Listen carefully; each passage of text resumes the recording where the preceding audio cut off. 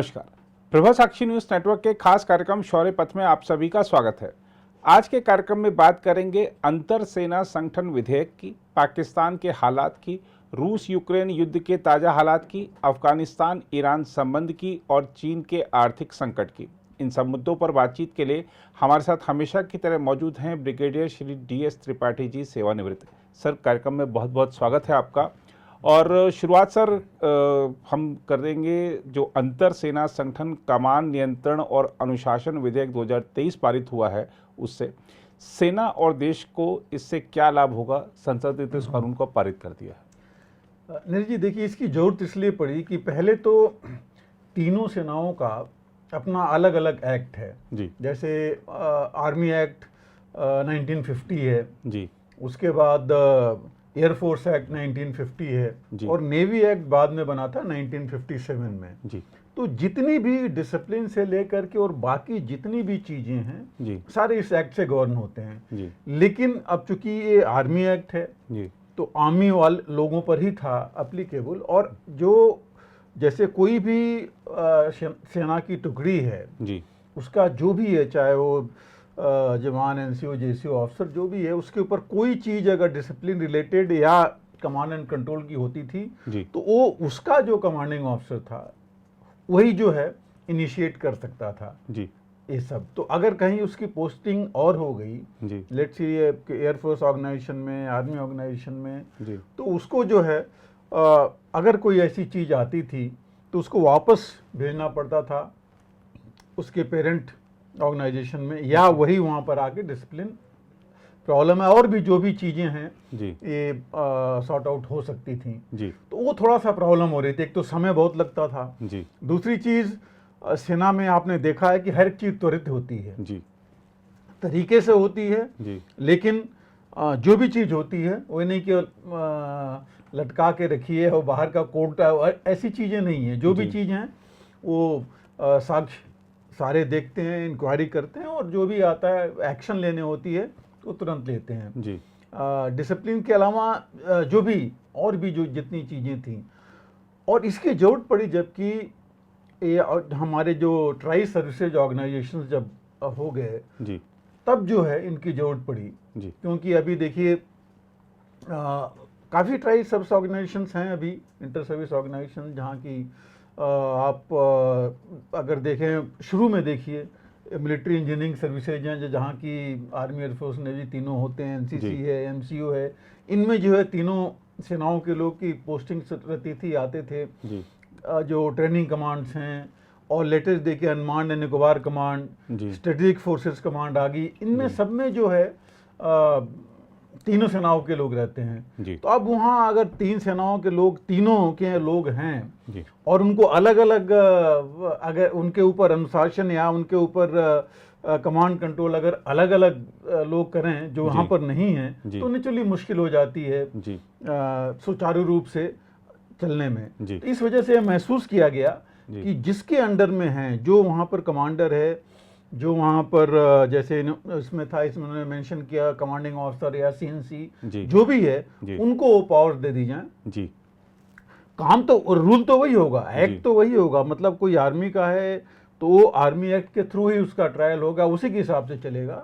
लेकिन पावर जो है, जो जिसके अंडर में है, अंडर कमांड है, वो एक्सरसाइज करेगा पहले की अपेक्षा। जो एक सहूलियत है, अच्छी चीज हो गई है और तुरंत निस्तारण में से बहुत फायदा होगा।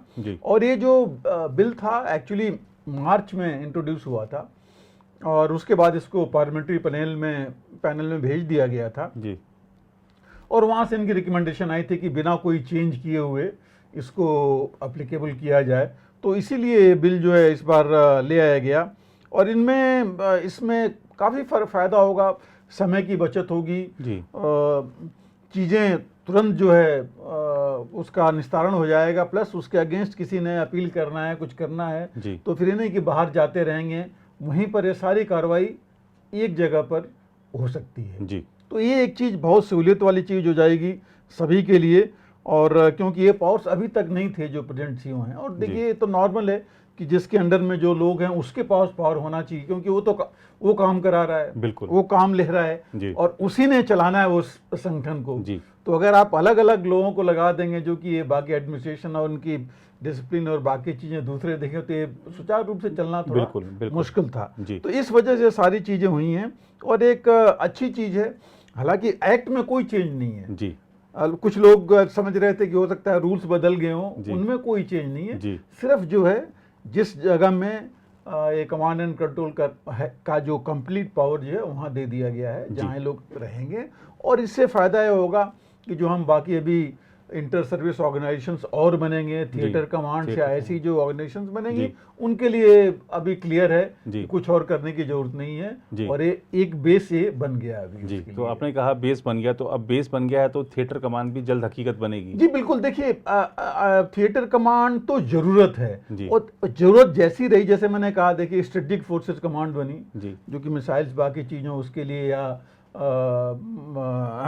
एयर मिसाइल्स वगैरह सब ग्राउंड एयर सब हैं उनके लिए बनी है स्ट्रेटेजिक फोर्सेस कमांड, उसमें तीनों सेनाओं के लोग हैं जी। ये जो अंडमान एंड निकोबार कमांड देखिए जी, वो बनी हुई है, उसमें भी तीनों सेनाओं की टुकड़ियां हैं और वहाँ भी कमांड जो है कमांडर इन चीफ जो उनके हैं वो बदलते रहते हैं जी। तो ये तो ऑलरेडी चल रहा था, लेकिन जो स्टडी जो कॉन्सेप्ट और जो चीज़ अभी आई कि भाई हमें जो हमारी ज़रूरत है जी, चीन मतलब अगर अब तीनों बॉर्डर्स लीजिए तो तीनों की अलग अलग जरूरत है, वहाँ पर जो है उस हिसाब से थिएटर कमांड बनाए जाएं। नहीं तो अभी क्या होता था, कुछ रिसोर्स कहीं पड़े हुए हैं, उसको दूसरे के पास जाना है जी, उसको पता नहीं है कि हमें रिसोर्स कहाँ से आएगा जी, कैसे आएगा जी, कभी आर्मी से, कभी एयरफोर्स से या नेवी से कोऑर्डिनेशन कैसे होगा जी जी। वो अभी एक बनाया तो गया था, लेकिन अब सीडीएस बनने के बाद वो चीज़ खत्म होगी, कोऑर्डिनेशन के लिए एक सिंगल पॉइंट बन गया जी, और उसके बाद फिर ये जरूरत आई कि ये चीज़ बनाई जाए। तो आप बिल्कुल सही कह रहे हैं कि अब एक बेस बन गया है तो उस पर भी आगे बढ़ेंगे और एक सहूलियत होगी इससे भी उसके अंदर भी जी। बिल्कुल सर, पाकिस्तान के वर्तमान हालात को आप कैसे देखते हैं? कहने को वहाँ आम चुनाव होने जा रहे हैं, लेकिन प्रमुख विपक्षी नेता को ही चुनाव लड़ने से रोक दिया गया है, और अब तो जैसे बीती रात की बात करें तो वहाँ पर शहबाज शरीफ ने अपना विदाई भाषण भी दे दिया है। उनकी सिफारिश पर राष्ट्रपति ने वहाँ पर जो नेशनल असेंबली है वो भी भंग कर दिया है। एक दिन पहले गृह मंत्री जी ने साफ कहा लोकसभा में, जब वो अविश्वास प्रस्ताव पर चर्चा में भाग ले रहे थे, तब उन्होंने कहा कि पाकिस्तान ने जो वार्ता का ऑफर दिया उन्होंने मना कर दिया कि कोई बातचीत नहीं होगी, बल्कि यहाँ तक भी कहा जा रहा है कि उसमें दम है तो युद्ध करके देख ले। तो कैसे ये सब पूरे घटनाक्रम को देखते हैं? देखिए, पाकिस्तान में जो 3-4 चीज़ें हुई हैं महत्वपूर्ण, इमरान खान को तो माना जा रहा था कि इनको हर दबाने की कोशिश की जाएगी जी, पर इनके पहले ही काट दिए गए थे जी। आपने देखा था कि इनके या तो जेल में डाल दिए गए कई इनके पीटीआई के नेता जी, या कईयों को दबाव डाल करके छोड़ के जाने पर मजबूर कर दिया गया जी, जी। ये सारी चीज़ें हुई जी। इनके ऊपर केस चल रहा था और सबको पता था कि इनके ऊपर ये केस चलेगा और इनको सजा होगी जी। तो सजा इनको हो गई, मैक्सिमम जो होनी थी वो सजा दी 5 साल के लिए, वैसे ही मना डिबार कर दिया, 3 साल दी, और ये सारी चीज़ लोअर कोर्ट की हैं जी जी। अब वो हमारे यहाँ लोअर कोर्ट में अगर ऐसा होता है तो आप देखते हैं कि समय मिलता है कुछ जी, अपील करेंगे या उसके बाद में वो करेंगे, लेकिन कोई समय नहीं, इनको सीधा जो है जी। इन्होंने बोला भी था कि मेंटेनेबल माना जाए, लेकिन नहीं माना गया, इनको सीधा जेल में डाल दिया गया जी। ये भी कहा जा रहा है इनकी पार्टी के थ्रू कि उनको सी क्लास की जेल में डाला गया है जी। इन्होंने बोला है कि भाई उनको जहाँ नॉर्मल पॉलिटिकल प्रिजनर्स बाकियों को रखते हैं वहाँ ले जाए। तो मतलब एक बदले की भावना से ही सारी चीज़ें हुई जी। लेकिन इसके अलावा देखिए और जो चीज़ें हुई पिछले कुछ दिनों में, बलूचिस्तान में 2 ब्लास्ट हुए जी, जिसमें 9 लोग, 5 और 4 दोनों जगह पर मारे गए। 9 लोग मीन्स बेसिकली इनके जो फौज के और या सिविल थे जो मारे गए जी। फिर ट्रेन एक्सीडेंट हुआ ही था, आपको पता ही है, 35-40 लोग उसमें हुए। उसके अलावा अभी जो पब्लिक जो है वो देखिए, पब्लिक तो महीनों से परेशान है जी। बेसिक अम्यूनिटीज जब उनको नहीं मिल रही हैं तो पब्लिक तो परेशान है ही जी। लेकिन उस परेशानी को इन्होंने अपने राजनीति ला करके दबा दिया जी, कि पब्लिक की जो है, अब मुश्किल ये है कि पब्लिक अनरेस्ट कब तक रोकेंगे जी। अगर यही हालात रहे, इन्होंने असेंबली इसलिए भंग किया कि अगर नहीं किए होते एक दिन पहले तो 60 दिन के अंदर के इनको इलेक्शन कराना होता जी उसके बाद अगर किए होते। जी अब इन्होंने एक दिन पहले इसलिए वो कर दिया असेंबली डिजॉल्व कि 3 महीने का टाइम मिल गया जी। इलेक्शन के लिए। जी रूल्स इन्होंने वैसे ही बदल दिए हैं जी। कि शहबाज शरीफ वापस आ सकते हैं जी। और अपना नवाज शरीफ वापस जी। आ सकते हैं, नवाज शरीफ जो है इलेक्शन भी लड़ सकते हैं। जी एक को यहाँ जेल किया, उनको जो है जी। उन्होंने रूल बना करके फ्री कर दिया कि वो आके इलेक्शन लड़ सकते हैं। जी तो एक तरफ वो चीज़ चली, इन्होंने शहबाज शरीफ बोल भी चुके हैं कि अगर जीते तो नवाज शरीफ बिल्कुल वही बनेंगे। जी आर्मी देखिए, फौज इस समय चुप बैठी है, जी उसका कोई न्यूज नहीं आ रहा था जी। क्योंकि बीच में इतना ज़्यादा इन्वॉल्वमेंट होगा, इतनी ज़्यादा फौज की क्रिटिसिज्म हुई वहाँ पर जी कि फौज क्यों इतनी ज़्यादा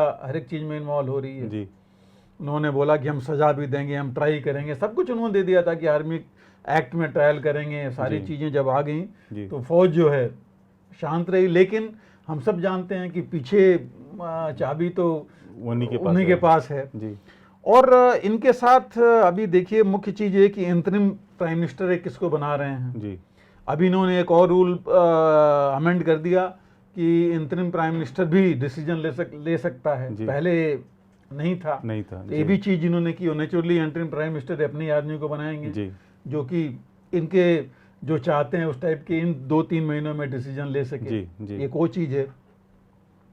दूसरा, अपोजिशन तो कुछ है नहीं अभी जी, अनलेस अगर कोर्ट में हुआ और कोर्ट ये समझे कि भाई इलेक्शन में कोई अपोजिशन चाहिए, तो अगर कोर्ट कुछ करे पीटीआई को या इनको इमरान खान को जी अगर वो दे दे इलेक्शन लड़ने के लिए, तो ये सब चीज़ें हैं जो कि अभी वहाँ फ्लक्स में है। और सिचुएशन देख के तो लग ही नहीं रहा है कि इलेक्शन का माहौल है जी जिस तरह का चल रहा है, लेकिन उन्होंने पूरा तो करना है अपना कि इलेक्शन का। जी। तो एक चीज़ें हैं। और इसमें सबसे ज़्यादा प्रॉब्लम तो आप देख ही रहे हैं कि पब्लिक की हो रही है कि किसी को समझ में नहीं आ रहा है कि क्या करें जी। अब अभी जहाँ तक इमरान खान का है, पार्टी भी कमज़ोर है, कोई है नहीं लीडर जो कि आगे आए, और इस बार तो समर्थक भी सड़कों पर और वही चीज़ वो है, वही पिछली बार देखिए जितना हुआ, इस बार तो कोई आगे आ ही नहीं रहा है जी। और आए कैसे, क्योंकि उनको लाने वाला कोई नहीं है जी। तो ये सब सारी चीज़ें हैं जो कि देख करके माहौल मेरे ख्याल से मतलब वन साइडेड ही लग रहा है, वन साइडेड कि एक तरफा ही सारा कुछ चल रहा है जी। और यही नहीं, इनके साथ देखिए अभी इन्होंने जो इनके पड़ोसियों के साथ भी संबंध देखिए अभी क्या है जी।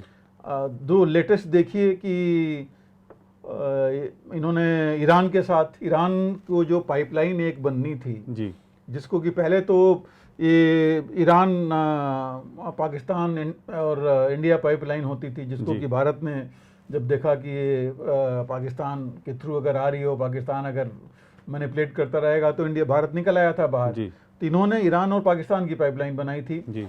और ये काफ़ी पहले इसका इनॉग्रेशन हो गया था 2000 आई थिंक 13-14 में 17 में बननी शुरू हुई। ईरान ने अपनी तरफ का बना लिया है, उसने करीब $11,000 मिलियन कितना लगाया है और पाकिस्तान ने अभी जो है अपनी तरफ के लिए मना कर दिया है जी। उन्होंने विदहोल्ड कर दिया है क्लॉज अमेरिका के प्रेशर में। न्यूज यही है कि अमेरिका के प्रेशर में इन्होंने जी उसको रोक दिया है, क्योंकि उन्होंने रीजन ये दिया है कि चूंकि सैंक्शंस लगे हुए हैं ईरान के खिलाफ तो हम इस पाइपलाइन को आगे बढ़ा नहीं सकते प्रोजेक्ट को जी। तो इस वजह से वो वहाँ रोक दिया। तो वहाँ की रिलेशन आप समझ लीजिए सिचुएशन कैसी है जी। अफगानिस्तान का देखिए इनकी सिचुएशन कि वहाँ प्रॉब्लम ऑलरेडी है बिल्कुल। और लेटेस्ट देखिए अभी इन्होंने अभी तक ये कहते जा रहे थे कि टीटीपी को ये अफगानिस्तान में है, टीटीपी को पूरा समर्थन वहाँ से मिल रही है और सारी हमारे अंदर जितनी भी चीज़ें हैं प्रॉब्लम हो रही हैं वो टीटीपी कर रही है। लेकिन पिछला जो ब्लास्ट हुआ था पॉलिटिकल रैली में, वो तो टीटीपी ने सीधा बोला कि हमारा नहीं है और बाद में ISIS जो ईरान बेस्ड है उसने माना कि हाँ उसने किया है जी। तो वहाँ भी ये चल रहा है। और अभी कल या परसों देखिए जो इन्होंने अफगानिस्तान ने बड़ा क्लियरली बोल दिया है कि हर एक चीज़ पाकिस्तान अपनी प्रॉब्लम्स को हमारे यहाँ डाले जा रहा है जी। और उन्होंने बड़ा साफ किया है, उनको बोला है कि हम जो है कोई ऐसी चीज़ नहीं कर रहे हैं जी ना, कोई हमारे यहाँ टेररिस्ट बेस बनाया है, ना कुछ चल रहा है। जी और आगे से अगर ये हमको बदनाम करेंगे तो इसका नतीजा इनको भुगतना पड़ेगा। जी ये न्यूज़ कल की है जो कि जी जी अफगानिस्तान से आपको पता है कि आई जी, है। तो आप समझ लिए कि नेबर से भी इनके और हमारे साथ जो इन्होंने किया हुआ है वो है ही वो है। तो है ही। तो कहीं से भी ऐसी चीज़ है नहीं। जी और हर इलेक्शन से पहले हमने देखा है कि पाकिस्तान कोई ना कोई चीज़ निकालने की कोशिश करता है कि पब्लिक सपोर्ट, जो भी पार्टी होती है, कि पब्लिक सपोर्ट उसको मिले। जी फौज भी यही चाहती है और जो भी पॉलिटिकल पार्टी है, तो ये ज़रूर कुछ न कुछ इन 3 महीनों में निकालने की कोशिश करेंगे। जी या तो हमारे साथ बॉर्डर्स पर कुछ ये कुछ भी कर सकते हैं। जी छोटी चीज़, छोटी या बड़ी, बड़ी तो ये कर नहीं पाएंगे जिस जी। तरह कंडीशन है, लेकिन छोटी मोटी चीज़ें तो ये जी उकसाना चाहेंगे जी या दिखाना चाहेंगे अपने लोगों को कि ये हिंदुस्तान कर रहा है, हम नहीं कर रहे हैं और हमको इकट्ठा होना है, बिकॉज हर बार यही करते जी हैं। जी अफगानिस्तान से कर ही रहे थे, जो कि इनको कल जो है कड़ा जवाब मिल गया है। जी तो ये सब चीज़ें ये कोशिश करते रहेंगे। और इस वजह से जो है देखिए बड़ा सिचुएशन, जैसे मैं हमेशा कहता हूँ कि अगर पाकिस्तान स्टेबल नहीं रहेगा एज ए नेबर, तो वो मुश्किलें हमारे लिए भी होंगी। जी मुश्किल होती हैं। पहले तो हमें मुश्किलें भी थी, तकलीफें भी थी कि भाई हमारे बगल में है, लोगों को खाने पीने की चीज़ नहीं मिल रही है, जी इतना बुरा हाल है जी हर एक चीज़ का। और इसमें मुख्य चीज़ जो सबसे बड़ी है वो है इलेक्शन कमीशन की अब रिस्पॉन्सिबिलिटी जी उनके यहाँ, कि वो कैसे चुनाव कराता है। क्योंकि सुप्रीम कोर्ट ने तो उनको पूरा खुला हाथ दे रखा है जी कि कैसे करेंगे। लेकिन अगर सुप्रीम कोर्ट में भी अगर इलेक्शन कमीशन भी अगर फौज से मैनिपुलेट होने लगा, तब जो है वो दिक्कत चीज़ एक मुश्किल पड़ सकती है। जी। हालांकि हो सकता है भी कि नहीं होए, जी लेकिन जो अब 3-4 चीज़ें, जैसे मैंने कहा, देखिए ईरान से प्रॉब्लम ये है, अफगानिस्तान से बॉर्डर पर है, इंटरनल उनकी है, जी इनकी मिलिट्री के साथ भी रिलेशंस कहने के लिए तो ये अभी पहले तो यही मिलिट्री को क्रिटिसाइज करते थे। जी नवाज शरीफ ने भी क्रिटिसाइज किया है काफ़ी मिलिट्री को, जी वहाँ भी जब इंग्लैंड गए थे तब भी। तो ऐसे नहीं कि रिलेशंस एक बाइक बहुत अच्छे बन गए हैं, वो कहीं ना कहीं तो वो चल ही रहा है। तो एक वो है, इकॉनमी की हालत देखिए क्या है इनकी। जी इतने जो बाढ़ आई थी, इतना बुरा हाल हुआ था, उससे अभी तक रिकवरी नहीं हुई है। जी तो ये सारी चीज़ें वहाँ पर है जिनको कि दबा दिया गया है और ये पॉलिटिक्स आगे ले आ करके और पॉलिटिक्स की रोटी खिलाई जा रही है जनता को, जी जो कि बहुत अच्छी तो नहीं है। लेकिन अगर कहीं इसे ये माना जाए कि स्टेबिलिटी आएगी, जो कि लगती नहीं, क्योंकि अगर इकॉनमी ही ठीक नहीं है, आप कुछ नहीं कर पाएंगे तो कहाँ से करेंगे। बिल्कुल। लोग तो यहाँ तक कह रहे थे कि भाई जब पैसे ही नहीं है तो आप इलेक्शन कहाँ से, किस बेसिस पे कराने जा रहे हैं। जी पैसे तो उसमें भी खर्च और होने अभी हैं। कुछ समय पहले तक ये लोग कह भी रहे थे कोर्ट में कि बिल्कुल। पंजाब के लिए जब इलेक्शन बिल्कुल, पंजाब वाले में ही कह रहे थे। जी और जो एक और इम्पॉर्टेंट चीज़ आई है जिसके नाम पर हो सकता है और डिले करें, कि इनके जो अभी जो 2023 का कह रहे थे, जो इन्होंने जनसंख्या अपनी इन्होंने देखी है, या जो इन्होंने डिजिटल इन्होंने सेंसस रिलीज किया है जी 2023 वाला, अब उसको पूरा रिलीज करके उसके बेसिस पर फिर डिमार्केशन करना पड़ेगा जी डिस्ट्रिक्ट्स का और बाउंड्रीज का। जी तो पहले तो इनका था कि हम पहले वाले पर चलेंगे, पुराने वाले पर। जी अब इनके अंदर ये चल रहा है कि नहीं, 2023 का रिलीज हो गया है, जी अगर सेंसस रिलीज कर दिया है फिर तो आपको इस सेंसस के हिसाब से चलना पड़ेगा। जी जी इस सेंसस के हिसाब से चलने का मतलब है कि इनको कॉन्स्टिट्यूंसी जो है डिमार्केट करनी पड़ेंगी। जी। फिर ये कहेंगे कि हमें और समय चाहिए। बिल्कुल। तो ये सब चीज़ें कुछ ऐसी हैं जिसकी की क्लैरिटी पाकिस्तान में आ नहीं पाई है कि ये क्या करना चाहते हैं। जी और जब तक ये नहीं आएगी तब तक ये फ्लक्स में ही रखेंगे। 3 महीने, हो सकता है 4 महीने करें, जी। या अगर डिमार्केशन करते हैं तो इतना आसानी से तो होगा नहीं, बट अगर कर भी देंगे तो उसमें भी प्रॉब्लम आएगी। जी। तो ये कुछ ऐसी चीज़ें हैं जिनसे देख करके कुछ समाधान जल्दी नज़र नहीं आ रहा है और नहीं लगता है कि स्टेबिलिटी जल्दी हो पाएगी। जी बिल्कुल सर। सर, रूस यूक्रेन युद्ध के ताज़ा हालात क्या हैं? जेद्दा में शांति वार्ता का कोई हल क्यों नहीं निकला? रूस की ओर से हमलों में की गई वृद्धि क्या दर्शाती है? साथ ही हम यह भी जानना चाहते हैं कि अमेरिका ने साफ कर दिया है कि G20 शिखर सम्मेलन में रूस यूक्रेन युद्ध चर्चा के शीर्ष विषयों में से एक होगा। यह देखते हुए क्या आपको लगता है कि सम्मेलन में व्लादिमीर पुतिन आएंगे? और जब से जेद्दा की वार्ता असफल हुई है तब से तो पुतिन का लगता है कि गुस्सा और बढ़ गया। वो वहाँ से और ड्रोन चल रहे हैं, उधर से भी आ रहे हैं, तो क्या लग रहा है आपको ये सब देख के? नीरज जी देखिए, इस युद्ध में जैसे हमने पहले ही कहा था कि अब तो स्टेट हो गया है, मतलब एक कि कोई आगे पीछे, कोई आगे नहीं बढ़ रहा है, कोई पीछे नहीं जा रहा है जी। और सबसे ज़्यादा तकलीफ यही है, चाहे नाटो लीजिए चाहे यूक्रेन, तो मैंने शुरू से कह रहा हूँ कि उनके हाथ में तो ऐसे ही नहीं था जी। और अमेरिका लीजिए, नाटो लीजिए, यूरोपियन यूनियन लीजिए, क्योंकि इतना उन्होंने पिछले 6-7 महीनों में इतना ज़्यादा पैसे और सामान उन्होंने लगा दिए और तब भी वो चीज़ अचीव नहीं कर पा रहे हैं जो इन्होंने सोचा था जी। तो ये मुख्य मुद्दा है, पहली चीज़। दूसरी ये है कि अभी यूक्रेन ने अपनी तरफ से ड्रोन स्ट्राइक शुरू कर दी है जी।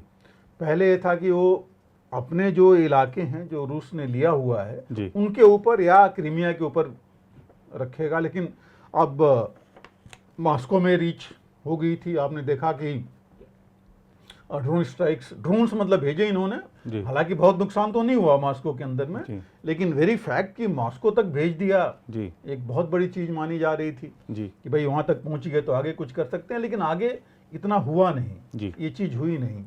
वैगनर ग्रुप वगैरह का सब कुछ कंट्रोल पुतिन ने कंट्रोल कर लिया, तो मतलब एक न्यूज ये आ गई कि पुतिन कंट्रोल में हैं जी, अच्छी तरह कंट्रोल में हैं और उनको कोई कुछ अभी कर नहीं सकता, वो अपने हिसाब से कर रहे हैं।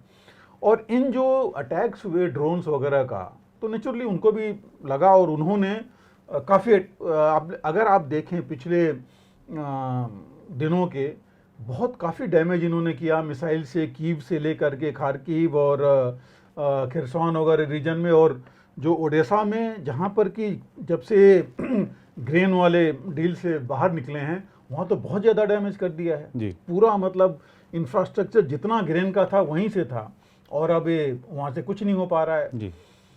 तो ये बहुत बड़ी पुतिन ने अपनी तरफ से ये चाल चली है, जो कि यहाँ पर उन्होंने ये सब काफ़ी डिस्ट्रक्शन हुआ है। और एक ऐसी चीज़ है जो कि यूक्रेन नकार रहा है जी। और हो क्या रहा है देखिए, मैक्सिमम नुकसान तो यूक्रेन का हो रहा है, चाहे इंस्टॉलेशंस का है, पोर्ट्स का है, इंफ्रास्ट्रक्चर का है और ज़्यादा से ज़्यादा लोगों का है, सबसे ज़्यादा हो रहा है। और इस चीज़ को नकार करके और बाकी लोग जो है अपने देखे जा रहे हैं, चाहे वेपन्स दिए जा रहे हैं। अब उन्होंने देख लिया कि 6 महीने से वेपन्स में तो कोई फ़ायदा हुआ नहीं। इसकी जो काउंटर ऑफेंसिव 1 थी वो फेल हुई थी, काउंटर ऑफेंसिव 2 भी जो है कुछ नहीं कर पाई, ऐसी चीज़ें। तो इसमें जो है बहुत बड़ा फ़र्क पड़ रहा है। हालांकि एक इन्होंने ड्रोन अटैक किया था ब्लैक सी में, कर्च में, जहाँ पर पोर्ट है, और कर्च पोर्ट जो है रशिया का है, जिसमें उनका नेवल बेस भी है। वहाँ पर काफ़ी बड़ा एक वो है डिपो, जहाँ से कि ये उस पोर्ट से ही तेल का, ऑयल का एक्सपोर्ट होता है। इनफैक्ट वहाँ से जो ऑयल का होता है उसमें 60% तो बेसिकली यूरोपियन कंट्रीज़ को जाता है वहाँ से। तो वहाँ पर जो है इन्होंने एक कंटेनर में, ऑयल कंटेनर में इन्होंने ड्रोन अटैक किया था जो उसके इंजन साइड में लगा था, इसलिए बहुत ज़्यादा डैमेज नहीं हुआ। बट फैक्ट है कि वहाँ तक ये पहुँच गए, ये भी एक इम्पॉर्टेंट चीज़ थी। लेकिन ये जो भी चीज़ें होती हैं, कहा जा रहा था कि काफ़ी ज़्यादा TNT लगा होगा इसमें, तकरीबन 450 kg TNT लगा होगा, तब जाकर के उस तरह का डैमेज वहाँ हुआ है। लेकिन बहुत ज़्यादा नहीं, इंजन साइड में डैमेज हुआ था और कुछ समय के लिए इन्होंने वो पोर्ट से एक्टिविटी रोक दी थी। तो कहने का दूसरी चीज़ है, देखिए जैसी ये होती है ये सब चीज़ें, पुतिन का गुस्सा और भड़कता है। उन्होंने उसके बाद जो है और ज़्यादा अपनी मिसाइल्स और बाकी स्ट्राइक शुरू कर दी थी, इसकी आर्टिलरी फायरिंग और बाकी चीज़ें काफ़ी कुछ कर दिया था। तो ये ऐसी चीज़ें हैं जो कि नुकसान ज़्यादा हो रहा है, धीरे हो रहा है लेकिन ज़्यादा हो रहा है। और 5 अगस्त को देखिए, रशिया ने बोला कि उसने इनका लुहांस्क में कोई सेटलमेंट्स कैप्चर कर लिया है यूक्रेन का। हालांकि यूक्रेन नहीं बोला कि ये मेन जो अभी निप्रो रिवर के पहले ईस्ट में थे, इन्होंने कहा कि वेस्ट में भी कुछ अपने फौज भेजी है, लेकिन अभी तक उसकी पुष्टि इतनी ज़्यादा नहीं हो पाई है। बट वो अगर कर दिया है तो क्योंकि इधर माना नहीं जाता था कि ये पहुंच पाएंगे जी। तो ऐसी चीज़ें कुछ हैं जो कि ये सब चल रही हैं, ड्रोन अटैक्स और इसके बीच में। लेकिन अभी 7 जुलाई को देखिए इन्होंने यूक्रेन का ही मैं देख रहा था यूरोपियन कंट्रीज़ की न्यूज़पेपर्स और बाकी चीज़ों में कि बहुत ज़्यादा शेलिंग की खेरसौन के रीजन में रशिया ने जी। तो ये सब चीज़ें चल रही हैं, तो एक्चुअली नुकसान ही हो रहा है, जो कि चीज़ें ज़्यादा आगे नहीं आ रही हैं। और जहाँ तक देखिए जद्दा का मीटिंग का सवाल है, इससे पहले कोपेनहेगन में इन्होंने मीटिंग की थी जो कि बहुत पब्लिसाइज नहीं हुई थी, बट वहाँ एम यही था कि कैसे इसको ख़त्म किया जाए। अब एक पहल शुरू होने का मतलब क्या हो सकता है? मतलब ये है कि सबको ये ज़रूरत महसूस हो रही है कि कहीं ना कहीं इसको तो रोकना है जी। टर्म्स कंडीशन तो हम बाद में देखेंगे, बट ये चीज़ आ गई है सबको। और क्यों आई है? ये इसीलिए आई है कि किसी को कुछ मिल नहीं रहा है जी। खास करके नाटो को और इनको कि कुछ नहीं हो रहा है जी। आगे बढ़ ही नहीं पा रहे हैं। जिस तरह अभी रशिया ने अपने को कंसोलिडेट कर लिया है उन इलाकों में। दूसरी चीज़ देखिए, इससे पहले कि हम जेदा वाले मीटिंग पर जाएं, बेलारूस में देखिए क्या हो रहा है। न्यूक्लियर वेपन्स पहले पहुंच गए थे। बेलारूस में वैगनर ग्रुप पहुंच गया है, जो कि पोलैंड ने खुद नाटो ने खुद बोला है कि 3000 करीब पहुंच गए हैं। कहने के लिए यहाँ तक ये लोग कह रहे हैं कि 8 से 10,000 पहुंच गए होंगे वैगनर ग्रुप वाले, जबकि वो ज़्यादा नहीं बोल रहे हैं वो। दूसरी चीज़, बेलारूस ने यही 6-7 तारीख को उसने अपनी एक्सरसाइज की थी पोलैंड बॉर्डर पर। तो पोलैंड को एक और थ्रेट हो गया कि भाई एक्सरसाइज कर रहे हैं, इसके बाद हर बार एक्सरसाइज के बाद कुछ न कुछ करते हैं। तो पोलैंड को कम से कम इन्होंने 2-3 हज़ार अपने 2000 जो इन्होंने बोला था 2 दिन पहले, ये अपने सैनिक वहाँ भेजे हैं बॉर्डर पर जी, क्योंकि वो बॉर्डर वहाँ भी इन्होंने देखना है। कलिनिंग्राड आपको पता ही है कि दूर है रशिया से 600 किलोमीटर दूर, लेकिन वो पोलैंड और लिथुआनिया के बीच में पड़ता है और बेस बहुत बड़ा है इसका रूस का जी। तो ये सब चीज़ें ऐसी हैं जिसकी वजह से इस युद्ध में लग नहीं रहा है कि बहुत नाटो किसी चीज़ को लेकर के इतने आगे बढ़ जाएंगे जी। अब जो जेदा में थे, आप देखिए करीब तकरीबन 42 कंट्रीज ने हिस्सा लिया जी। कुछ ने ऑनलाइन थे, बाकी वहाँ गए हुए थे, हमारे यहाँ से भी लोग गए हुए थे, लेकिन रूस को इन्होंने नहीं बुलाया था उसमें। और एम वही था कि ग्लोबल साउथ खास करके इनका फोकस था।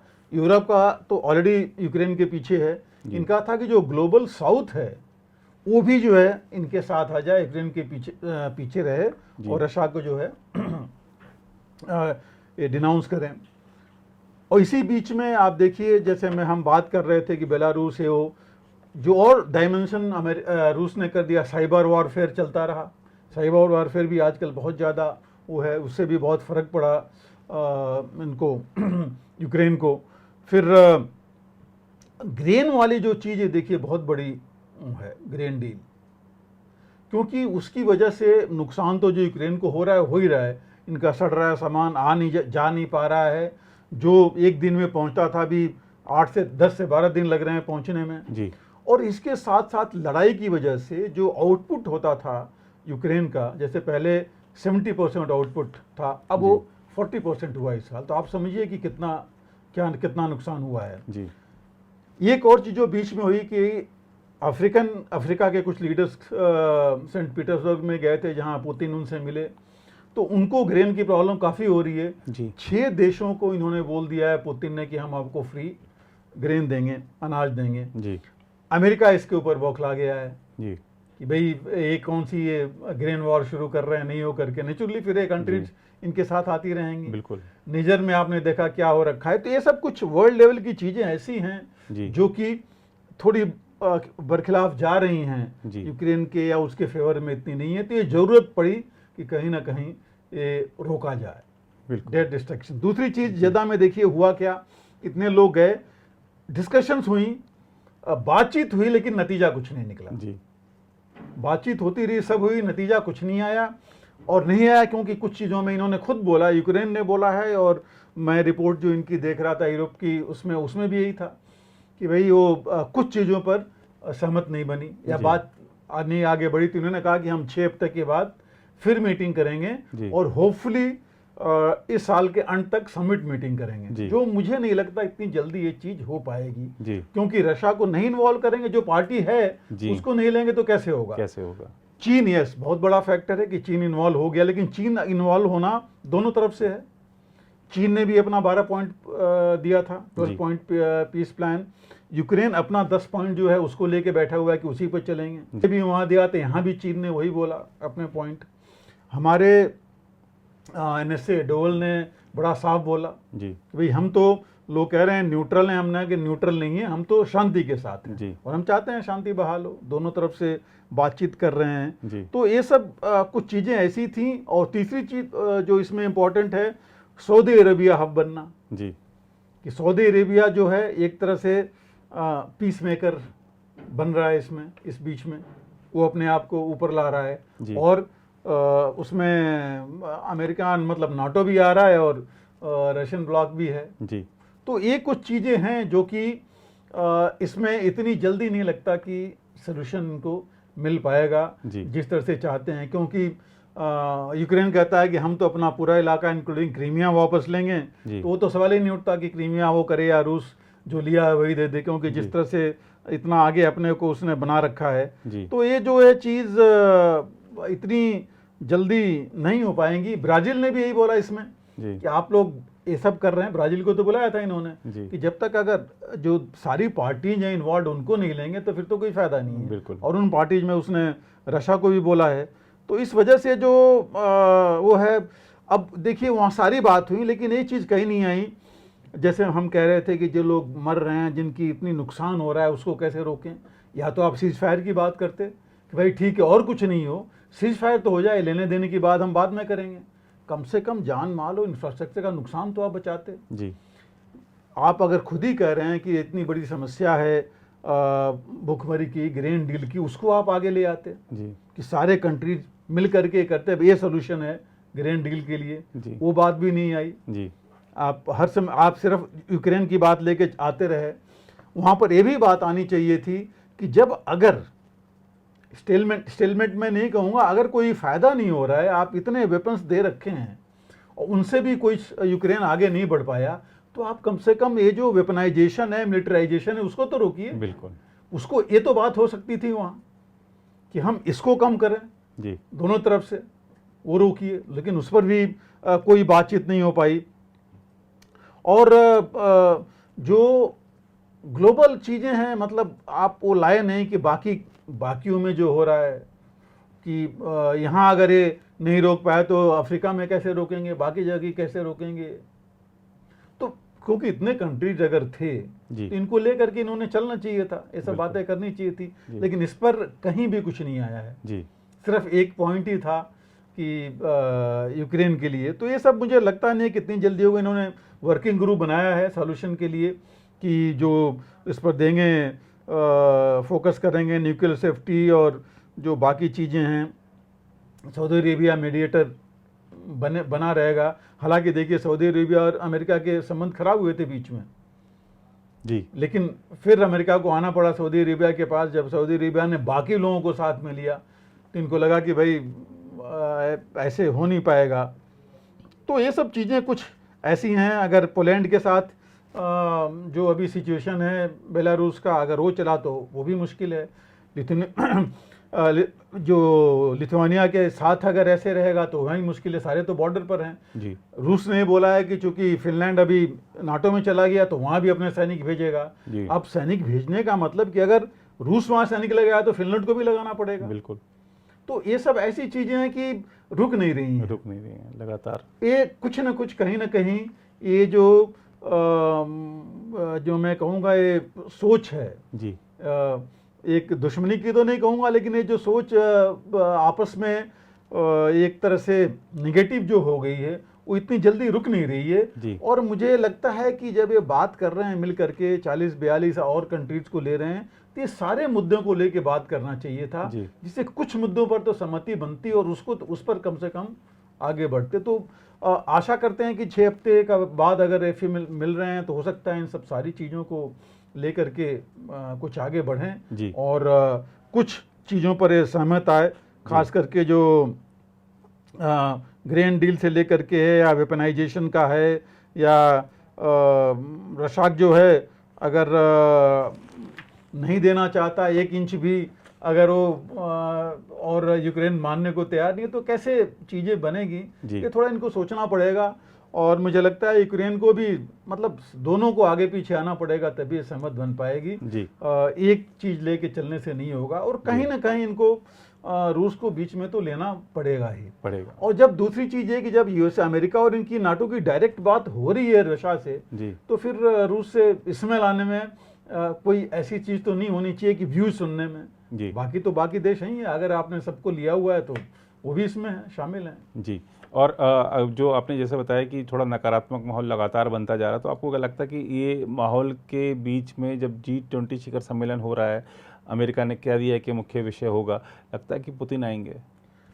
देखिए, एक तो अच्छी बात होगी अगर आते हैं जी, क्योंकि वहां पर नहीं हो पाए जी और एससीओ में नहीं जा पाए जी, तो यहाँ अगर आएंगे तो कम से कम कुछ लोगों से तो मिलेंगे जी, कुछ फर्क तो पड़ेगा जी। और डिस्कस करना मैं नहीं कहता कि कोई खराब चीज है, बिकॉज G20 में हर जगह तो डिस्कशन होता ही रहा है जी। जितनी भी हुई वहां पर अमेरिका से लेकर के जो यूरोपियन यूनियन के लोग आए थे, जो भी मेंबर्स हैं, वो तो बोल ही रहे थे इस वॉर के बारे में जी। तो अगर सकारात्मक अगर डिस्कशन हो जी इसके अंदर जी, वो नेगेटिविटी नहीं आए, सकारात्मक बात हो तो एक अच्छी बात है। और मैं तो ये कहना चाहूंगा कि जो जेद्दा में सलूशन नहीं आ पाया जी, सिर्फ बातचीत रही, सहमति नहीं हो पाई जी, अगर G20 में कोई सहमति हो जाए जी, तो एक बहुत सकारात्मक चीज होगी, अच्छी बात होगी आगे बढ़ने के लिए, जो एक जेद्दा से भी अच्छी चीज हो सकती है जी। और प्रधानमंत्री जी ने कहा भी था कि जो भारत है वो महात्मा बुद्ध की, महात्मा गांधी की धरती है और शांति चाहते हैं, जैसा आपने कहा भी कि हम तटस्थ नहीं है और शांति के पक्ष में, तो लगता है कि दिल्ली से कोई हल निकल जाए तो एक बड़ी बात ये बहुत अच्छी बात होगी। ये जो आपने कहा कि अगर G20 में आ सकते हैं, डिस्कस करें, बिल्कुल जी। अगर नहीं करेंगे फिर तो ये नेगेटिव माइंड लेके चलते रहेंगे जी। और खुल करके अगर G20 में बात होती है, दोनों तरफ से बात होती है, जैसे भारत शांति की बात करेगा जी, और भारत अगर शांति की बात करेगा तो दोनों तरफ से करेगा, एक तरफ से नहीं करेगा।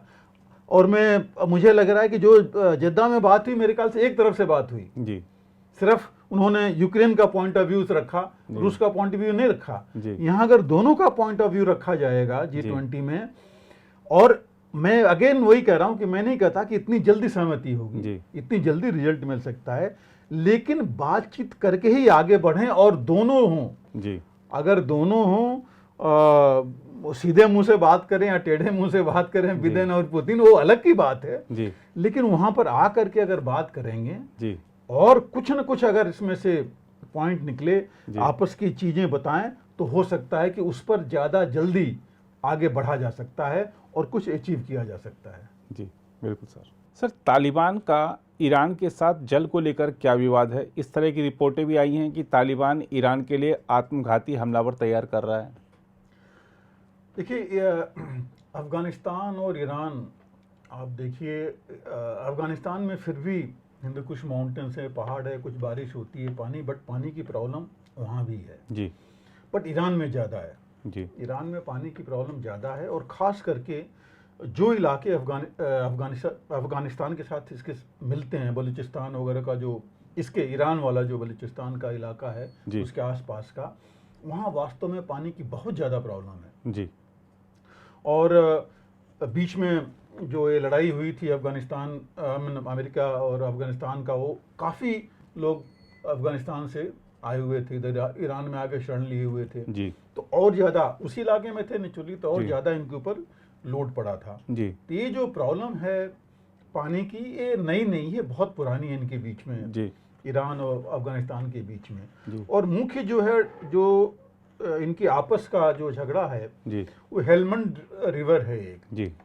ये हेलमंड रिवर हिंदकुश से आती है जी और तकरीबन 1000 किलोमीटर 900 कुछ 60-70 मतलब बाजार ले लीजिए किलोमीटर चलने के बाद ये बाइफरकेट हो जाती है जब अफगानिस्तान और ईरान के बॉर्डर पर आकर के एक अफगानिस्तान के अंदर रहती है और दूसरी जाती है ईरान में जी।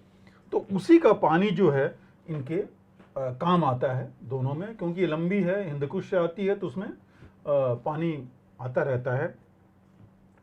और पानी की जो मैंने बताया कि ये शॉर्टेज बहुत पुरानी है जी 1973 में एक ट्रीटी साइन हुई थी जी अफगानिस्तान और ईरान के बीच में, जी जिसमें वाटर शेयरिंग एग्रीमेंट इनका एक बना था। जी लेकिन मुश्किल ये हुई कि वो एग्रीमेंट रेटिफाई नहीं हो पाया। रेटिफाई नहीं हुआ तो लीगल स्टैंडिंग कोई नहीं हुई, जी लेकिन फिर भी पानी आता रहा था और ये लोग देते जा रहे थे। अभी जो है हुआ यह है कि देखिए ग्लोबल जो ये इन्वायरमेंट डिग्रेडेशन हो रहा है उसकी वजह से पानी वहाँ भी कम हो गया। जी बारिश, उनका कहना है कि बारिश कम हुई इस बार, प्रेसिपिटेशन कहते हैं बारिश कम हुई इसलिए पानी कम है, तो पानी कम आया। ईरान का कहना है कि हमें तो सिर्फ 4% ही पानी मिला जितना हमें मिलना चाहिए था उसका, जी ये पानी उधर से आ नहीं रहा है। तो तालिबान का ही कहना था कि वे पानी जितना है उतना ही दे सकते हैं, इससे ज़्यादा तो हम दे नहीं सकते। जी और इसके लिए देखिए मई में आई थिंक 23 या 24 मई के आसपास आपस में दोनों के बॉर्डर गार्ड्स भिड़ गए थे जी ईरान और अफगानिस्तान के, जहां आई थिंक दोनों तरफ से ईरान के 2 मारे गए थे और इनके तालिबान के 1 मारा गया था बॉर्डर गार्ड्स। जी और उसके बाद दोनों लोगों ने उधर अपनी सेनाएं भेजी। जी तालिबान ने भी करीब 1000 से ऊपर ही उधर भेजे हैं, जी। ईरान ने भी भेजा। और उसी में था कि 100 से ऊपर इसने अफगानिस्तान ने वो भेजे हैं आत्मघाती जो हमलावर हैं, वो भी भेजे हैं वहाँ जी। सुसाइड स्क्वाड वाले। तो ये सब चीज़ें चलती रहीं। और इसी बीच में देखिए ईरान के जो राष्ट्रपति हैं इब्राहिम, उन्होंने जो है बल्कि एक तरह से धमकी दी अफगानिस्तान को कि भाई हमें जो हमारा जो हिस्सा है वो मिलना चाहिए और इसको रोक नहीं सकते और हम हर हालत में लेंगे इसको। तो ये जी। सब चीज़ें थी जो कि प्रॉब्लम चल रही थी। और उन्होंने ये कहा कि अगर आप कह रहे हैं कि पानी कम है तो हम हाइड्रोलॉजिकल सर्वे कराते हैं, ईरान के हमारे लोगों को जाने दीजिए, सर्वे करने दीजिए। जी और हालांकि देखिए ईरान ने तालिबान गवर्नमेंट को रिकॉग्नाइज नहीं किया है, जी लेकिन ईरान उन कुछ देशों में है, चंद देशों में है जिसका एम्बेसी अभी भी वहाँ दूतावास वहाँ पर है काबुल में। जी तो दोनों चीज़ें हैं और अभी भी ये कह रहे हैं कि हम आपसे आपको रिकॉग्नाइज नहीं करते।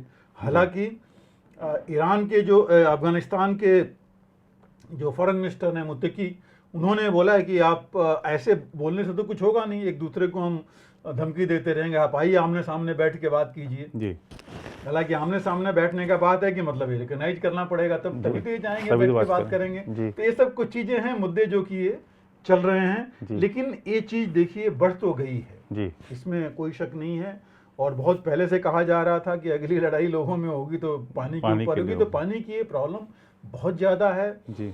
और हालत ये है कि जो इलाका है ईरान का, जी। वहाँ पर लोगों को 25-30 लीटर से ज़्यादा पानी मिल ही नहीं पा रहा है जी। दिल्ली का। जी तो बहुत ही बुरा हाल हो गया। और ईरान की भी अपनी मुश्किलें हैं। उनके देश में देखिए अर्थव्यवस्था पर तो ऐसी जोर पड़ी है क्योंकि सैंक्शंस लगे हुए हैं सालों से जी। उनके यहाँ। आप देख रहे हैं कि कितने ये डेमोन्स्ट्रेशंस हो रहे थे, जनता कर रही थी, हिजब से लेके कई चीज़ों पर हुआ। जी। पानी के लिए भी वहाँ पर लोग प्रदर्शन कर रहे थे इन इलाकों में। तो ये सब मुश्किलें ईरान की ये हैं जो कि काफ़ी प्रोमिनेंट हैं उनके पास। लेकिन लोग ये भी कह रहे हैं कि भाई जब ईरान को पता था 1973 2023 50 साल हो गए जी। 50 साल में आपने अपना कुछ डेवलप ही नहीं किया पानी का साधन जी। ऐसे कैसे हो सकता है कि आप अभी तक उसी पर रुके रहे हैं। हालांकि इधर अफगानिस्तान ने तो 2 डैम बनाए हैं जी, जिसको लेकर के भी इनका वो है।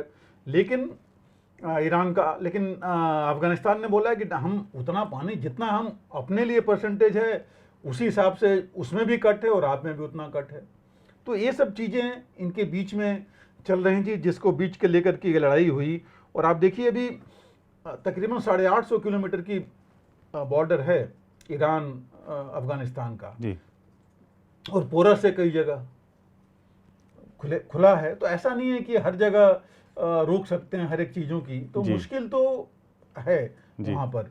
और सबसे बड़ी मुश्किल जनता की, आप देखिए 1950 में अफगानिस्तान ने 2 डैम बना रखे थे ऑलरेडी, जी। तो ये तो एग्रीमेंट के पहले बने हुए हैं। जी। तो उसके लिए भी आप रोक नहीं सकते कि उसको भाई हम कैसे बन गए, उसमें पानी क्यों जा रहा है। जी। और जो 1973 का एग्रीमेंट था उसमें तकरीबन 850 मिलियन क्यूबिक मीटर जो है पानी इनको मिलना था ईरान को, जिसका कि ईरान ने भी बोला है कि सिर्फ 4% हमको मिला है, बाकी हमको मिल नहीं रहा है। जी। तो ये सब चीज़ें थोड़ी सी हैं। हालांकि मई में 2023 में अफगानिस्तान के एक प्रेस रिलीज ने कहा था कि तालिबान ने अपने प्रेस रिलीज में काबुल में कहा था कि हम रिस्पेक्ट करते हैं, आदर करते हैं 1973 की ट्रीटी का। हालांकि रेटिफाइड नहीं है, बट वो कहते हैं कि ये जो सिचुएशन अभी है, पानी नहीं आ रहा है, तो उसका तो हम कुछ नहीं कर सकते। जी। तो ये चीज़ उन्होंने भी एक्नॉलेज की है वो चीज़। लेकिन आप देखिए जो ये बोल रहे हैं वही जवाब उसका अफगानिस्तान से आ रहा है। तो इससे लगता नहीं कितनी चीज़ें चली हैं, लेकिन इन्होंने यहाँ तक बोल दिया है तालिबान ने कि आप हमारे ऊपर इस तरह पानी को लेकर के अटैक मत कीजिए जी। क्योंकि इसका जवाब जो है हम भी देना जानते हैं। जी। जी। तो ये सब मतलब हम डरे नहीं हैं जी। और उसी डरे नहीं पर उन्होंने जब ये तभी का था जब ये फोर्सेज जा रही थी और जो आपने कहा कि उन्होंने बोला है कि जो आत्मघाती लोग भी जा रहे हैं, तो ये सब चीज़ें हैं जो कि वहाँ प्रॉब्लम तो क्रिएट कर रही हैं। लेकिन ये जरूरी है कि देखिए जब तक ऐसे मसले ऐसे हैं पानी का और ये बॉर्डर का, कि जब तक आप बैठ के बात नहीं करेंगे तब तक ये चीज़ बनेगी नहीं। आप बाहर से एक दूसरे को बोलते रहेंगे, उससे कुछ होना नहीं है। क्योंकि देखिए यही नहीं था 2021 में जब अशरफ घानी अफगानिस्तान के राष्ट्रपति थे जी। उन्होंने यहाँ तक बोला था कि भाई हम फ्री में किसी को पानी नहीं दे सकते जी। तो अगर ईरान को पानी चाहिए तो हमको पेट्रोल दे जी। ये बहुत पुरानी नहीं है, मतलब 2 साल पहले की बात है। और अमेरिका के रहते हुए, अमेरिका के टाइम में तो जब वहाँ पर था तो ये प्रेसिडेंट थे तब ये बात हुई थी। और नेचुरली उस समय अमेरिका का भी प्रेशर होगा क्योंकि उस समय सैंक्शंस अमेरिका ने लगा रखे थे जी। लेकिन वो बात आई है जो अभी उभर रही है जी। कि अफगानिस्तान में तो ये बोला था। तो ऐसी ये सब चीज़ें हैं जो कि प्रॉब्लम आती हैं इसमें। और अब ये हेलमंड रिवर ही एक्चुअली मेन रिवर है, काफ़ी बड़ी रिवर है, काफ़ी इसके अंदर पानी आता जाता है। हिंद कुश में आपको पता है कि वहाँ से बारिश को पानी तो आता था, लेकिन इस बार नहीं हुआ है तो प्रॉब्लम तो आई। और जो अभी हम बात कर रहे थे कि मई में 27 की जो क्लैशेज हुए थे आपस में, उसने थोड़ा सा इसमें आग डाला इसमें, जिसमें इन्होंने ट्रुप्स डिप्लॉय किए अपने वहाँ पर। और लेकिन सब कुछ होते हुए भी ये जो पानी की प्रॉब्लम है, लोगों की प्रॉब्लम है, तो इसको आपस में मिल बैठ के इसको एडजस्ट करना पड़ेगा, बात करनी पड़ेगी, जिससे कि कोई सोल्यूशन निकले। और डिप्लोमेटिक ही हो सकता है जी। इससे ज़्यादा तो हो नहीं सकता, क्योंकि ईरान की देखिए अंदरूनी हालतें है। ईरान के अंदर तकरीबन 300 ऐसे, खासकर इन इलाकों के छोटे मोटे टाउन्स और विलेजेस जैसे हैं जहाँ की पानी की बहुत किल्लत है जी। बहुत मुश्किल है, जो इनकी वजह से आगे ऊपर नहीं आ पा रहा है। लेकिन जो खास करके इलाके हैं सिस्तान और बलूचिस्तान का जो एरिया है ईरान वाला, उसमें जी, तो ये जो है मेजर इशू है। और इस बार ईरान का देखिए 97% ऑफ जो ईरान है उसमें सूखे का सामना कर रहा है, 97%, जो कि एक बहुत बड़ी बात है। तो आप समझ सकते हैं कितना होता है। और वही चीज़ अफगानिस्तान में करीब 67% जी जो है सूखाग्रस्त एरिया है जी। तो मुश्किल तो दोनों तरफ है। ये 2002 की बात कर रहा हूँ मैं, अभी वही कुछ ही महीने हैं, पिछले साल में जो है तो उसका इफेक्ट तो आ ही रहा है। तो इतनी ये चीज़ें हैं। और अफगानिस्तान तो इनफैक्ट एक और जो है डैम बनाने की कोशिश कर रहा है इसी नदी पर आगे आगे, जिसको बीच पहले का था रोक दिया था शुरू करने की, उसको लेकर के बातें और बढ़ गई हैं। तो ओवरऑल सोल्यूशन है कि हाँ, दोनों के बीच में बात पानी को लेकर के काफ़ी बढ़ गई है, और ये तभी सॉल्यूशन होगा जबकि इसको डिप्लोमेटिकली मिल बैठ करके करें, बातचीत करें, वही एक रास्ता हो सकता है। अदरवाइज एक दूसरे पर बोलने से ये उसका समाधान नहीं आ पाएगा। जी बिल्कुल सर। सर, रिपोर्टें हैं कि चीन के समक्ष बड़ा आर्थिक संकट आने वाला है, क्योंकि पहली बार वह डिफ्लेशन का सामना कर रहा है। यह डिफ्लेशन क्या है और इससे कैसे चीन के भविष्य के मंसूबों पर पानी फिर सकता है? जी देखिए, हम लोग काफ़ी बात करते हैं, इन्फ्लेशन की तो ज़्यादा बात होती है, जी, डिफ्लेशन की कम होती है। जी जी जी। तो इन्फ्लेशन और डिफ्लेशन देखिए दोनों थोड़े थोड़े तो ठीक है, बल्कि इन्फ्लेशन होना ही चाहिए, थोड़ा बहुत रहता है, तभी आपकी इकॉनमी जी ग्रो करती रहती है, आगे जाती रहती है जी। और हर एक देश सेट करता है जी कि इतना इन्फ्लेशन हमारे लिए ठीक है। जैसे चीन ने कर रखा था कि 3%, कुछ भी नहीं एक्चुअली देखा जाए, इन्फ्लेशन मीन्स उनका उतना इकॉनमी में चाहिए, तभी इकॉनमी आगे बढ़ती है। जी। डिफ्लेशन, इन्फ्लेशन का मतलब कि चीप प्राइसेज बढ़ती हैं, चीज़ें बढ़ती हैं, लोग और खरीदते हैं जी। तो हर जगह से प्रॉफिट बढ़ता है, प्रोडक्शन बढ़ता है, एम्प्लॉयमेंट बढ़ती है, लोगों के पास भी मतलब मार्केट में पैसा जाता है। जी। डिफ्लेशन में इसका उल्टा होता है जी। प्राइसेस, दाम घट जाते हैं। जी। दाम घट जाते हैं, डिमांड घट जाती है, दाम घट जाते हैं जी। इसलिए प्रोडक्शन कम होने लगता है। जी। प्रोडक्शन कम होता है तो अनएम्प्लॉयमेंट बढ़ती है, एम्प्लॉयमेंट कम होती है, लोग निकलने फैक्ट्रियां शुरू कर देती हैं, रॉ मटेरियल से लेके हर एक जगह का मुश्किल हो जाती है और दाम का स्पाइरल हर जगह कम होने लगता है। जी। तो ये जो इस वजह से जो है एक चीज जरूर होती है कि लोगों की खरीदने की शक्ति बढ़ती है, दाम कम होते हैं तो लोगों के पास पैसे होते हैं, लेकिन लोग खरीदते भी नहीं हैं। लोग वेट करते हैं कि और दाम गिरेंगे तब हम खरीदेंगे। तो इस तरह से डिफ्लेशन होने लगता है। जी। जहां तक हालांकि देखिए, जहां तक लोग ये सोचते हैं कि कुछ आइटम्स का अगर सीमित रहे, डिफ्लेशन कुछ आइटम्स का रहे तो चलिए फ्री माना जाए कि लोग खरीद लेंगे, या हो सकता है चीजें बढ़े उसके हिसाब से। लेकिन अगर पूरा इकॉनमी, जैसे कि आपने बताया चीन में चल रहा है पूरी इकॉनमी में, तो ये जो चीजें हर एक जगह हो रहा है वहाँ, ये नुकसानदायक है। क्योंकि जैसे हमने कहा कि ये स्पाइरल इफेक्ट लेगा और हर एक चीज फिर कम होने लगेगी। लोग खरीदेंगे नहीं, प्रोडक्शन नहीं खरीदेंगे तो प्रोडक्शन नहीं होगा, रॉ मटेरियल्स नहीं आएंगी, वो निकाली नहीं जाएंगी, अनएम्प्लॉयमेंट बढ़ेगा और इनके यहाँ, आपके यहाँ इंडस्ट्रीज आएंगी नहीं, बंद होने लगेंगी, फॉरेन इन्वेस्टमेंट आएगा नहीं अगर ये सब चीजें हैं। तो ये सब चीजें काफी प्रॉब्लम होने लगती है पूरे देश में। तो ये चीज इफेक्ट डालता है जो डिफ्लेशन अगर आ जाती है तो। अगर क्योंकि ये पूरे इकॉनमी में है, जैसे हमने कहा कि कुछ आइटमों में नहीं है, आइटमों में है तो ठीक है, जैसे 2-4 आइटम कम हो गए, ज़्यादा हो गए, हर सीजन में कहीं ना कहीं होते रहते हैं। तो ये सब चीज़ वहाँ पर पूरी उसमें आ गई है और जैसे मैंने कहा स्पाइरल हो रहा है, लोग वहाँ खरीद नहीं रहे हैं और इकॉनमी प्रोडक्शन हो नहीं रहा है। और हालत ये हो गई है कि इन्होंने डिफ्लेशन मतलब जैसे इन्होंने कहा 0.3% हो गया, जो कि काफ़ी है, जहाँ की इन्होंने सोचा था कि 3% इन्फ्लेशन होगा, इकॉनमी बढ़ेगी, वो हुआ नहीं है। और जो इंटरेस्ट रेट्स वगैरह हैं वो बढ़ाने पड़ रहे हैं। इंटरेस्ट रेट बढ़ेंगे तो फिर कोई लेगा नहीं, लोग भी नहीं पैसे लेंगे। तो ये सब चीज़ें हैं जो कि थोड़ी मुश्किल होती हैं। और जो अभी इसका इफेक्ट जो है इस पर जो CPI है, कंज्यूमर प्राइस इंडेक्स, जो सकल घरेलू उत्पाद के ऊपर हम कहते हैं, या इनका जो मूल्य सूचकांक है उसके ऊपर भी पड़ता है। उसके ऊपर पड़ने से फिर वही एक तो इंडिकेटर होता है कि इकॉनमी कैसे जा रही है। तो इस वजह से थोड़ी ये प्रॉब्लम है इसमें। तो इन्होंने, जैसे मैंने कहा कि इन्फ्लेशन तो हर एक चाहता है कि थोड़ा बहुत रहे, कंट्रोल्ड इन्फ्लेशन रहे, इकॉनमी आगे बढ़ती रहेगी। और चीन ने अपना जो टारगेट रखा था वो था कि 4% तकरीबन इन्फ्लेशन होगा और ये जीडीपी इनकी बढ़ती रहेगी, ग्रोथ होती रहेगी। जी। लेकिन ये जो है एक्चुअली बढ़ा ही नहीं। पहले जो हुआ वो 2% हुआ और अब जो है और नीचे हो गया है। रीज़न यही है कि डिमांड बहुत कम हुई।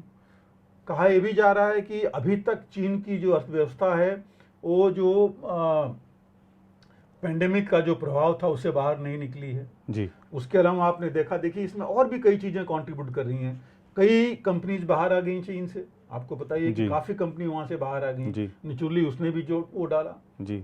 अनएम्प्लॉयमेंट बढ़ा, पैसे रॉ मटेरियल जो वहाँ होने थे वो नहीं निकले बाहर और काफ़ी फ़र्क पड़ गया। कुछ ट्रंप ने भी कुछ इनके ऊपर वो डाले थे रिस्ट्रिक्शंस वगैरह। जो लड़ाई हो रही है उससे भी डिमांड कम हुई, उसका भी फ़र्क जो है असर पड़ा है। मैं फ़र्क नहीं, उनके ऊपर असर पड़ा है। डिमांड चाइनीज गुड्स की बाहर इतना नहीं है, फॉरेन डायरेक्ट इन्वेस्टमेंट अभी हो नहीं रहा है चीन में। तो ये सारे फैक्टर्स जो हैं मिल करके काफ़ी इसके ऊपर असर डाल दिए हैं। एक्सपोर्ट्स हो नहीं रही हैं, इंपोर्ट्स भी कम हो गए हैं, एक्सपोर्ट्स काफ़ी कम हो गई हैं। मतलब ये समझिए कि बताया जा रहा है कि जो एक्सपोर्ट्स हैं 14.5 से लेकर 15% तक कम हो गई हैं, जो बहुत बड़ी चीज़ है चीन की इकॉनमी के लिए। और इंपोर्ट्स भी उसी समय हैं। सप्लाई ज़्यादा है, डिमांड कम है मार्केट में। तो इस वजह से चीज़ें कुछ हैं। प्लस अब जब ऐसी सिचुएशन बनती है तो देखिए कंपटीशन भी ज़्यादा हो जाता है। कंपटीशन ज़्यादा होगा तो लोग अपने अपने कहेंगे भी किसी तरह कम करके निकालो। तो कुछ ऐसी ये चीज़ें हैं जिनकी उनको प्रॉब्लम है। हालांकि चीन के लोगों का कहना कि ये टेम्परेरी है, लेकिन बाहर के लोग ये कह रहे हैं कि नहीं, अगर टेम्परेरी होता तो अभी तक नहीं चलना चाहिए।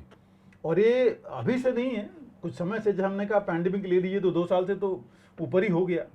तो वो अभी चले ही आ रहा है, जो कंट्रोल नहीं हुआ। अगर हम अपनी व्यवस्था देखें तो देखिए हम तो काफ़ी आगे निकल आए हैं। तो ये सब चीज़ें उनके यहाँ हैं जो कि जिसकी वजह से ये थोड़ा सा सभी मान रहे हैं कि हाँ तकरीबन ये पैंडेमिक इसका ये जो डिफ्लेशन है आ गया है उनके यहाँ। चीन ये कह रहा है कि नहीं, ये तो टेम्परेरी फेज है, कुछ समय के लिए जिसको हम कंट्रोल कर लेंगे। हालांकि देखिए डिफ्लेशन बाकी जगह देखिए तो कहीं भी इतनी जल्दी खत्म नहीं हुआ। याद कीजिए अमेरिका में 1929 में आया था डिप्रेशन। आप जो भी बोलिए, डिफ्लेशन बोलिए या इसको डिप्रेसिएशन डिप्रेशन बोलिए, ग्रेट डिप्रेशन बोलें या डिफ्लेशन है, उसी चीज़ से आई थी। 4 साल चली थी। जापान में देखिए, जापान में पहले आया था और अभी भी कह रहे हैं कई सालों से डिफ्लेशन चल रहा है वहाँ कि प्राइसेस कम हो रही हैं, प्रोडक्शन ज़्यादा हो रहा है। जब ग्रेट रिसेशन एक और हुआ था 2007 से 2009 में, दुनिया के कई देशों में हुआ था। तो कहने का मतलब कि अगर ये रिसेशन या डिफ्लेशन से ही इस तरह की चीज़ें आती हैं तो ये जल्दी ख़त्म नहीं होती हैं। तो अगर वो सिचुएशन अगर आ गई चीन में तो चीन की काफ़ी मुश्किलें होंगी। कुछ साल पहले देखिए चीन की जीडीपी ग्रोथ 10% के आसपास हो रही थी, अब 2-3% पर हो गई है। ये भी एक बहुत बड़ी कमी होती है इतनी बड़ी अर्थव्यवस्था में। बिल्कुल। तो ये सब चीज़ें हैं, पॉइंट में भी अगर आप जाएंगे तब भी उस पर इफेक्ट डालता है। ये कुछ डेटा ऐसे हैं जो कि सबके सामने हैं, जिसकी वजह से यहाँ पर ये फ़र्क पड़ रहा है। दूसरी चीज़ इनके जो तीसरी चीज़ इनके में कंट्रीब्यूट की है, देखिए कुछ डोमेस्टिक पॉलिसीज़ हैं। आपने देखा कि अलीबाबा के सीईओ के साथ क्या हुआ। इसके साथ साथ सबसे बड़ी एक और फैक्टर जो आई रियल्टी सेक्टर में आया है कि इनके यहाँ जो रियल्टी सेक्टर की एक मेजर कंपनी जो थी उसकी देखिए कितनी डाउन हो गई है और घरों की मतलब वहाँ बुरा ही हाल हो गया है। तो ये सब चीज़ें हैं जिन पर, और बहुत सबसे बड़ी कंपनी थी रियल्टी सेक्टर में इनकी। तो ऐसी जो कुछ चीज़ें हैं जो कि प्रॉब्लम यहाँ पर ला रही हैं। और वहाँ भी गवर्नमेंट डेफिसिट जो है, और डेफिसिट मतलब काफ़ी बढ़ गई है, डेट जो है वो भी काफ़ी बढ़ गया है वहाँ पर। अनएम्प्लॉयमेंट जो कह रहे हैं वो लोग, अभी तकरीबन 21% हो गया है चीन में अनएम्प्लॉयमेंट। तो आप समझ लीजिए कि इसका कितना बड़ा असर वहाँ पड़ेगा, इतने बड़े अनएम्प्लॉयमेंट का। उसके साथ साथ कहा जा रहा है कि इस साल तकरीबन 11.5 मतलब 11.5 मिलियन ग्रेजुएट्स मार्केट में आएंगे जॉब के लिए जी उनको जॉब कहाँ से मिलेगा जब ऑलरेडी ये कंडीशन है। जी तो ये सब चीज़ें हैं जिनको देख के लोग कह रहे हैं कि भाई ये इन्फ्लेशन इतनी डिफ्लेशन जो है और कंट्रोल मतलब बढ़ रही है। जी कंट्रोल कैसे करते हैं वो तो अलग ही एक चीज़ है। तो ये सब कुछ चीज़ें हैं जिनके ऊपर लगता नहीं कि इतनी जल्दी हो पाएगा, क्योंकि ये कह रहे हैं कि देखिए जो फैक्ट्री से जो सामान निकलता है, जी जो प्राइसेज वहाँ से आती हैं उसको फैक्ट्री गेट प्राइसेज बोला जाता है चीन में खास करके, वो 4% से 5% कम हो गई हैं। बहुत बड़ी चीज़ है। आप देखिए 4 से 5% मतलब डिफ्लेशन तो वहीं हो गया ना एक तरह से, अगर हम उन टर्म्स में देखें लेमैन उसमें। तो ऐसी चीज़ें हैं जो कि एक बहुत बड़ी चीज़ें हैं। और फॉलिंग डिमांड जो है वो बाकी चीज़ों में बाकी कंट्रीज से के मामले में काफ़ी ज़्यादा इनके यहाँ डिमांड कम है जी और बाहर भी लोग जैसे मैंने कहा एक्सपोर्ट्स इनके कम हो गए, जी बाहर भी नहीं जा रहे हैं, तो उससे भी ये फ़र्क पड़ रहा है। रॉ मटेरियल्स फूड मार्केट में भी वही प्रॉब्लम है इनके पास भी। तो ऐसी चीज़ें हैं जो कि प्रॉब्लम इनको ला रही हैं। इंपोर्ट्स जो इनके हैं खुद के 12.5% करीब डाउन हो गए हैं। मतलब अगर इंपोर्ट्स आपके 12.5% और आप देखिए चाइना में मैक्सिमम इंपोर्ट जो है रॉ मटेरियल्स के होते थे, तो रॉ मटेरियल का इंपोर्ट डाउन हो गया तो नेचुरली मैन्युफैक्चरिंग नहीं होगी, प्रोडक्शन नहीं होगा। तो उस वजह से इतनी चीज़ें हैं जो कि काफ़ी फ़र्क पड़ गया है। और जो मैं कह रहा था आपको, इनका जो प्रॉपर्टी मार्केट है रियल्टी सेक्टर में, एक एवरग्रेड करके इनकी मेजर कंपनी थी पूरी चाइना की जी और उसका बहुत बुरा हाल हुआ है, पूरा ही एक तरह से वो बैठ गई है। तो इस वजह से फ़र्क पड़ गया है। लेकिन ज़रूरत है कि ये चीन में कि वो अपने कॉन्फिडेंस लाएं लोगों में जी कि भाई हम डाउन नहीं हो रहा है, आप जब तक खरीदेंगे नहीं, पार्टिसिपेट नहीं करेंगे तो होगा नहीं। तो मॉनेटरी पॉलिसी को ले आए, जैसे हमारे यहाँ देखिए रेट्स डाउन किए गए थे जी और लोगों के हाथ में पैसा दिया गया था, इंडस्ट्री को भी पैसा दे के बूस्ट किया गया था। जी पैंडेमिक के बाद आपको पता है कि 30,000 से 50,000 करोड़ तक बल्कि डाला गया था जी जी कि रुके नहीं, इकॉनमी चलती रहे। स्टिमुलस मतलब गवर्नमेंट ने दिया था। जी तो ऐसे कुछ चीज़ें हैं कि होनी चाहिए, क्योंकि देखिए आज चीन की जो जीडीपी है वो पिछले 10 सालों में सबसे कम है। तो ये सब ऐसी चीज़ें हैं जो कि जो एफडीआई बाहर के इन्वेस्टर हैं उनको नहीं आने देगी। वो कहेंगे भाई इसमें जाने का कोई फ़ायदा ही नहीं है। जी तो इस वजह से जो है थोड़ी मुश्किल है। टोटल इकॉनमी जो चीन की है एक्सपोर्ट ओरिएंटेड इकॉनमी है। पहले भी लोकल कंजम्पशन बहुत ज़्यादा नहीं था, तो अब चूँकि एक्सपोर्ट हो नहीं रहा है तो आप ये चीज़ होनी है। और जो इन्होंने मैंने कहा पहले जो हमने बात की कि जो इन्होंने रिस्ट्रिक्शंस कर्ब्स और अब लगाए थे लोकल इंडस्ट्री पर, अपने इंडस्ट्रीज पर, तो उसका भी असर है कि वो भी जो है बहुत ज़्यादा रिस्क नहीं लेना चाहते। पब्लिक डेट जो है इनका 130% हो गया है जीडीपी का, तो आप समझ सकते हैं कि बहुत ज़्यादा भी ये उसमें नहीं जा सकते। और ये चीज़ें जो मैं फिगर दे रहा हूँ ये बेसिकली उनके लिए कि फॉरेन एफडीआई नहीं आएंगे फिर जी उसमें जी तो एक्सपोर्ट इंपोर्ट दूसरा भी फ़र्क डालता है। तो इस वजह से जो मॉनेटरी अगर ये कुछ इकॉनमी में स्टिमुलस देते हैं, पैसे और आते हैं, लोगों के कॉन्फिडेंस बढ़ता है कि हाँ ठीक है हम डाउन नहीं हो रहे हैं, तो लोग पैसे रखे रहेंगे कि भाई आगे पता नहीं जाके क्या होगा, क्यों हम अभी सामान खरीदें, क्यों हम पैसे मार्केट में ले आएँ। एक डर सब में बना रहता है। वो होगा तो लोग पैसे खर्च नहीं करेंगे, पैसे नहीं निकालेंगे, कंजम्पशन नहीं होगा तो फिर लोकल इकॉनमी भी नहीं बढ़ेगी। तो इन सब चीज़ों के लिए उनकी बहुत ज़रूरी है कि इंटरेस्ट रेट्स या तो डाउन करें, लोगों को उसमें आगे बढ़ाएं कि हाँ ठीक है सब कुछ आगे आ सकता है, और बाहर के लोगों को भी कॉन्फिडेंस दें, तब जा कर के बढ़ सकता है। नहीं तो अगर ये स्पाइरल हो गया, डिफ्लेशन चलता रहा काफ़ी समय से, आज से नहीं है 3-4 महीने से चल रहा है, तो ये फिर आउट ऑफ कंट्रोल हो गया तो फिर वही होगा जो ग्रेट रिसेशन होते रहे हैं, और उसका काफ़ी फ़र्क पड़ेगा।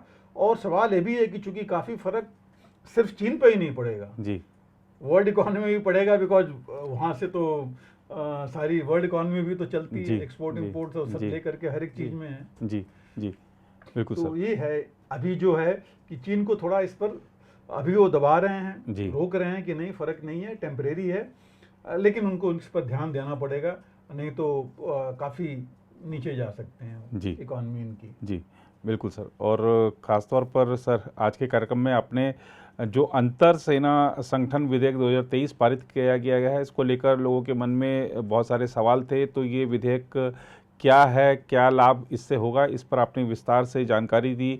पाकिस्तान के वर्तमान हालात पर आपने विस्तार से जानकारी दी। रूस यूक्रेन युद्ध के ताज़ा हालात के बारे में आपने हमेशा की तरह विस्तृत तरीके से और ऐसी बहुत सी जानकारियाँ भी दी अपने उत्तर में, जो कि बहुत कम मीडिया में देखने सुनने को मिलती हैं।